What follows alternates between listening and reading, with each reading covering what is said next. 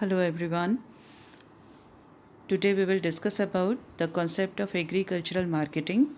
Dear students, in the previous video we have started the topic emerging as well as lingering challenges of Indian agriculture, that is the rural development. Among lingering challenges there are basically two challenges. One is related with the rural credit and second is related with agricultural marketing. In the previous video, we have already discussed the concept of rural credit in detail.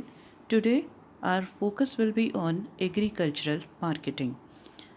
In this topic, we will discuss about four key points. First is what is the meaning, then distress sale, then measures initiated by the government, and then alternative marketing channels. Let's start the topic. First, we have agricultural marketing. It is a wider concept. It includes all the processes between harvesting and final sale of the produce by the farmer. In short, it includes the following processes. Keep in your mind, agricultural marketing is a wider concept. It includes the procedures like getting the produce after harvesting, processing the produce like separating the straw from the grains, then grading the produce according to its quality, then packaging the produce according to buyer's preferences, then storing the produce for future sale, then selling the produce when the price is lucrative. So, what we can conclude that agricultural marketing is a wider concept. It includes the processes like getting the produce, processing the produce, grading the produce, packaging the produce, storing the produce, and selling the produce. Means the entire process from gathering the harvest to final sale is known as agricultural marketing. Now, what's about the distress sale? Dear students, we have already discussed about distress sale in our third chapter when we discussed about agriculture. Distress sale refers to a situation when the farmers are compelled to sell their produce immediately after the harvest, no matter how low the market price is.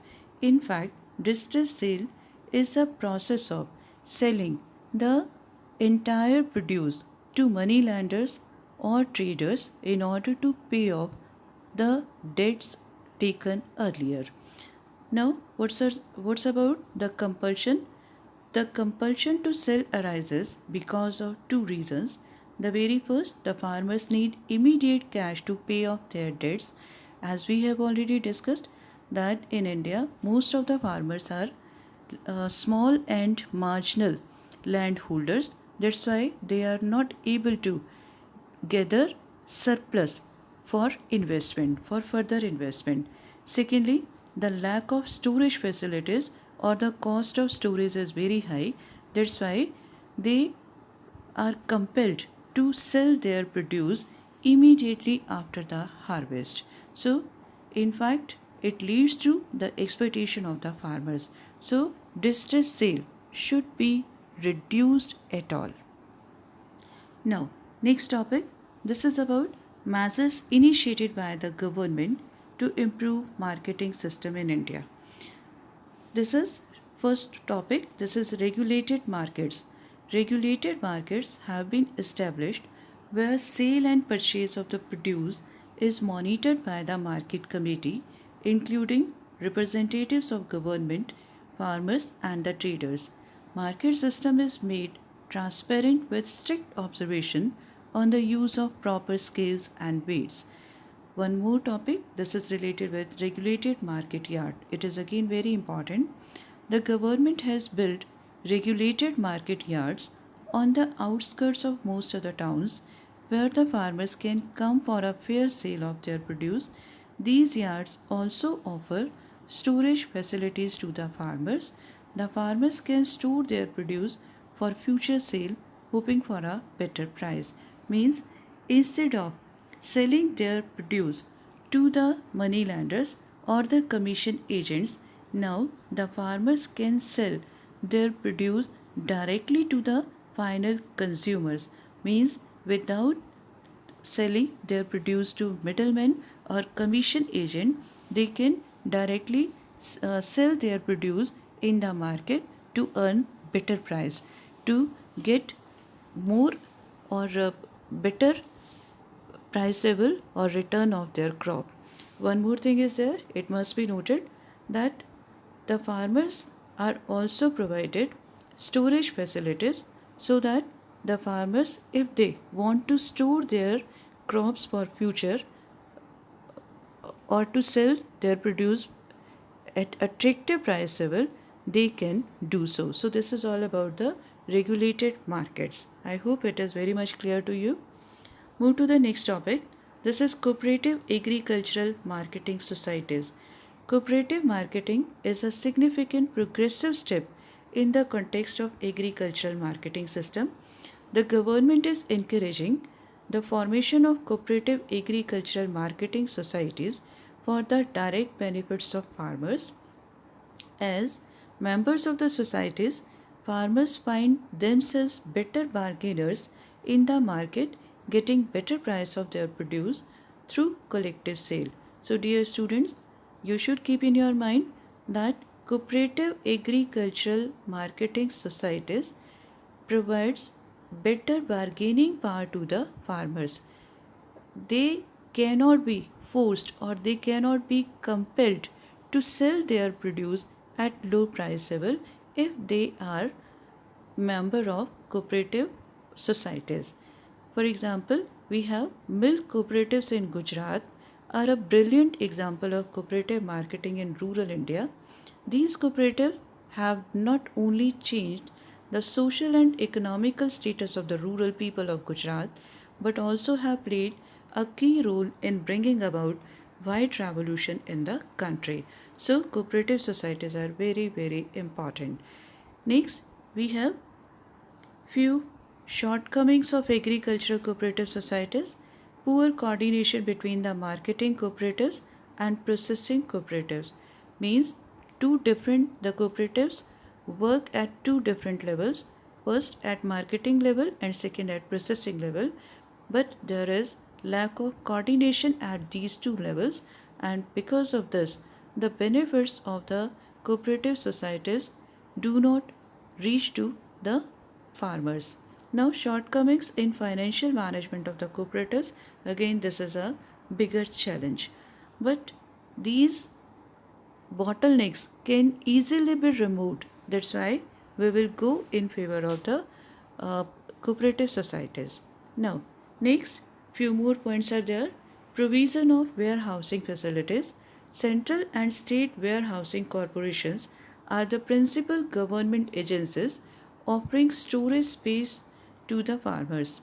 Storage helps the farmers to sell their produce at a time when the market prices are lucrative, means they can store their crops instead of selling the harvest immediately. Subsidized transport. Railways are offering subsidized transport facility to the farmers to bring their produce to the urban markets where often they get a better price for their produce. Next, this is dissemination of information. It is again very important point. We have already discussed that due to lack of awareness, people particularly in rural areas are not capable to get the benefits of the existing opportunities. That's why it is very important to disseminate the information regarding the opportunities to rural people, particularly the people of remote areas. So, for this, electronic media and print media are engaged in providing market related information to the farmers, especially the farmers of remote areas, about the price behavior in the market. It helps farmers to decide whether to sell the produce in the market or to store the produce for future sales. Next, this is minimum support price policy, popularly known as MSP policy. Again, a very important concept. Minimum support policy is an important step initiated by the government to improve agricultural marketing system. MSP is an assurance to the farmers that their produce would be purchased by the government at the fixed price. The farmers are free to sell their produce at a price higher than MSP in open market. Dear students, keep in your mind the farmers can sell their produce at a price higher than MSP, but the farmers cannot be compelled to sell their produce below MSP. MSP ensures a minimum and regular income to the farmers from the sale of their crop. In fact, minimum support price is very important to reduce the market risk, the price risk of the price risk for the farmers. Actually, I want to give an example. Suppose if there is a bumper cropping and there is increase in supply of a particular produce, but due to lack of demand, if we decide the price level on the basis of demand and supply. There is a simple topic, as you have already studied in 11th standard, that equilibrium price level is determined by the market forces of demand and supply. If demand is less and supply is more, there will arise a situation of excess supply resulting in fall in price level, and it is very obvious that due to fall in price level the income level of the farmers will reduce. So it will reduce the income as well as interest of the farmers even after the bumper cropping. So in order to reduce this market risk, minimum support price is fixed by the government. And once again, keep in your mind, no one can force the farmers to sell the produce below MSP. It is, of course, the farmers can sell their produce at a higher price level than MSP. Now, this is about the buffer stocks and PDS.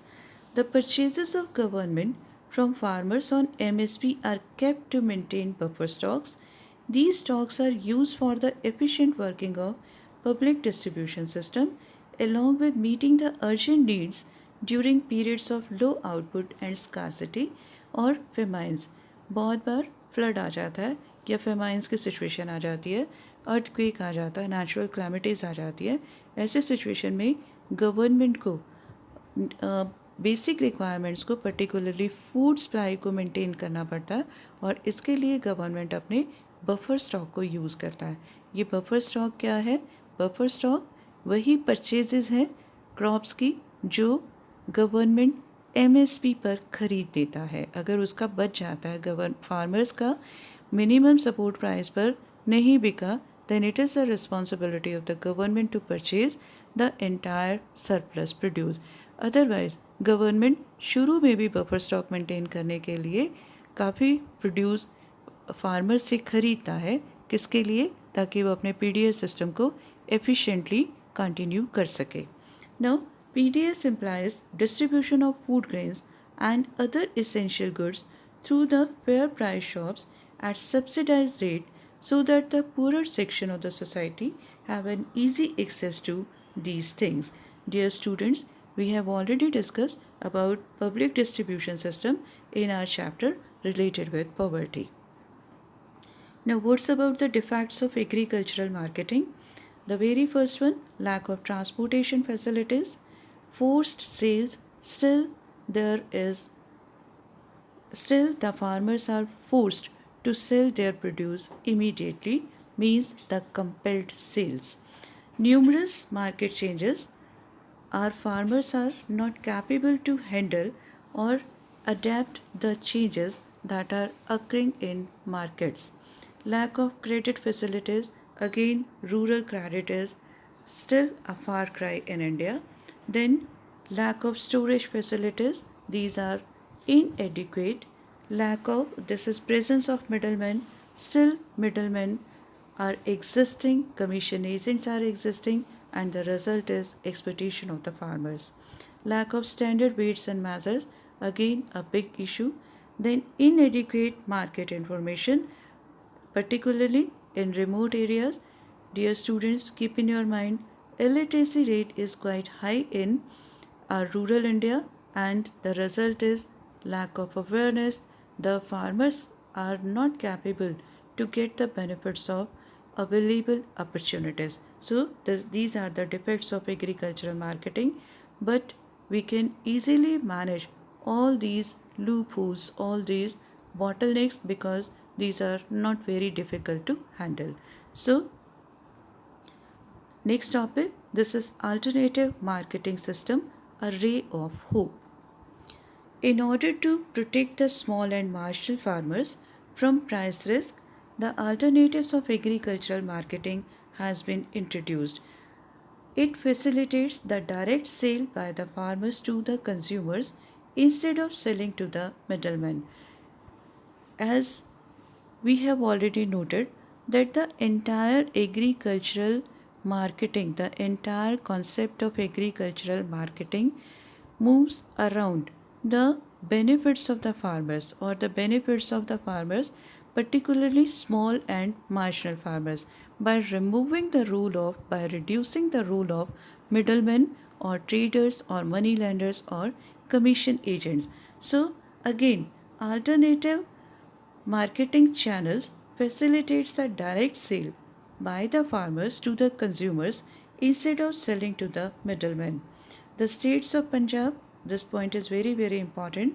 The states of Punjab, Haryana and Rajasthan has launched this channel through Apni Mandi, Big Bazaar. The state of Andhra Pradesh has launched Ritu Bazaars, while Tamil Nadu has launched Uchavan Sendia. Direct sales contract with the farmers by the national and multinational companies like Reliance Retails is another alternative channels of agricultural marketing. Reliance fish Hisar में है, बहुत बार हम लोग वहाँ जाते हैं, वहाँ देखते हो कि वेजिटेबल्स और फ्रूट्स भी मिल रहे हैं. All these vegetables and fruits are taken from the farmers directly. So direct sales contract with the farmers by the national and multinational companies also ensures a regular and better return to the farmers. It is hoped that the system of marketing grow with the growth of national and international retails and will reduce the market risk for the farmers by removing the existence of middlemen, by reducing the role of money lenders or the commission agent. So with this topic is over. Dear students, you are to revise this topic. This is related with lingering challenges. So both the topics of lingering challenges are over. First is rural credit and second is agricultural marketing. So do revise your chapter thoroughly and please send me your doubts if you have any. Have a wonderful day. Goodbye, bachcho.